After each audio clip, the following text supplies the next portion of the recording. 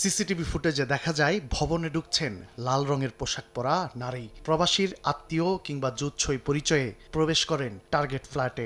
কিছুক্ষণ পর দেখা যায় স্বাভাবিকভাবে বেরিয়ে যাচ্ছেন ওই নারী, আর উধাও হয়ে যায় বাসার সব স্বর্ণালংকার ও নগদ টাকা। গত ৮ নভেম্বর সন্ধ্যায় রাজধানীর রূপনগরের বর্ধিত পল্লীতে এই ঘটনা ঘটে।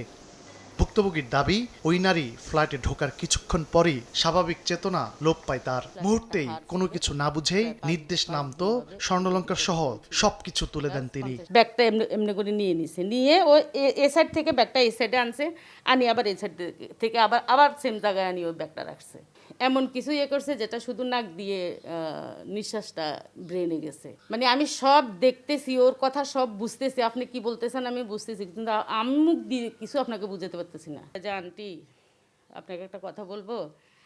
আচ্ছা, আলমারিটা আপনি খোলেন তো। আমি আলমারি খুললাম।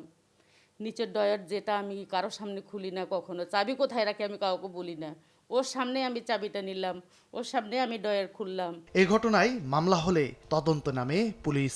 মূল হোতা তানিয়াকে চিহ্নিত করে রূপনগর থানার তদন্ত দল। পরে সোমবার দিবাগত রাতে উত্তরা দিয়াবাড়ি থেকে তাকে গ্রেপ্তার করা হয়। পুলিশ জানায়, রাজধানীর বিভিন্ন থানায় তানিয়ার নামে অন্তত 40টির মামলার তথ্য মিলেছে। তার সিটি পিসিপি এর যাচাই করলে দেখা যায় তার পূর্বের মামলা হলো 38টা, এবং আমাদের থানায় এই বিল্লাল সাহেবের বাসায় একটা মামলা হয়, মামলা নম্বর 5, এবং স্টান হাউজিংয়ে সবুজ নামে আরেক ব্যক্তির বাসা, সে একই কায়দায় তার 2 মেয়ে আমেরিকায় থাকে, আমেরিকা প্রবাসী পরিচয় দিয়ে তার বাসায় ঢুকে।